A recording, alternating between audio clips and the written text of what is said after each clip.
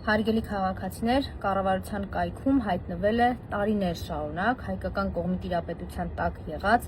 Արցախյան հիմնախնդրի կարգավորման վերաբերյալ փաստաթղթերի փաթեթը։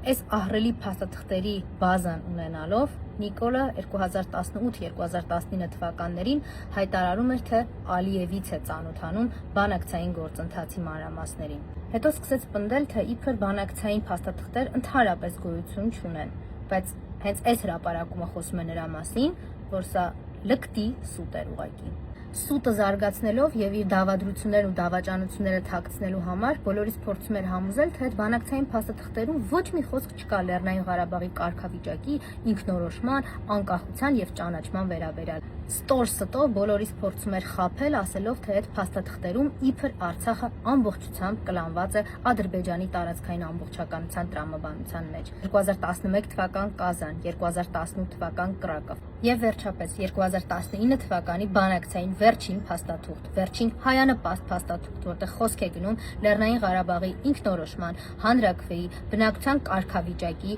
սուբյեկտայնության, պետական ինստիտուտների բոլորի անխոչնդոտ կենսունակ գործունեության ապահովման երաշխիքների մասին։ Ավելին, հայկական կողմը հասել էր նրան, որ այս բանակցվող փաստաթղթերի եւ դրանց ստորագրման դեպքում Ադրբեջանի կողմից այդ խախտումները արժանանալու էին Մինսկի խմբի համանախագահ երկրների, այսինքն միջազգային հանրության սանկցիաներին, որոնք կկիրառվեին Ադրբեջանի նկատմամբ։ Ավելին, այն կհասներ մինչև այնտեղ, որ ՄԱԿ-ում Մինսկի խմբի անդամ պետությունները պարտավորվում էին ճանաչել Լեռնային Ղարաբաղի անկախությունը։ Հիմա ձեզ մոտ հարց կառաջանա, բա եթե այսքան հայանպաստ է այս ամեն ինչը, այդ դեպքում ինչի է Նիկոլը սա հրապարակում, եթե թաքցրել էր 7 տարի, կարող էր շարունակել թաքցնել։ Նախ չէր կարող շարունակել թաքցնել հարգելի հայրենակիցներ, որովհետև Ադրբեջանի պահանջները գնալով ավելի են շատանում եւ դրանցից գոնե որոշները պետք է փորձել մոռացության մատնել։ Իսկ Նիկոլն իր կարծիքով ընտրել է ամենահարմար, ամենաբարենպաստ ժամանակահատվածը իր համար այդ փաստաթղթերը հրապարակելու։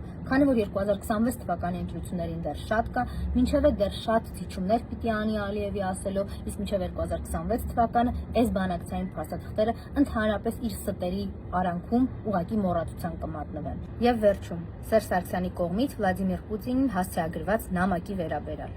Այդ նամակը ամբողջությամբ հայկական շահի դիրքերի ամրապնդման ապացույցն է։ Այդ նամակը ընդհանրապես Նիկոլի արտաբերած բովանդակության հետ որևէ կապ չունի։ Ընդհակառակը, հարգելի քաղաքացիներ, դուք կարող եք նախագահ Սերժ Սարգսյանի վերջին հարցազրույցը ոդքասթ հայտնի ձևաչափով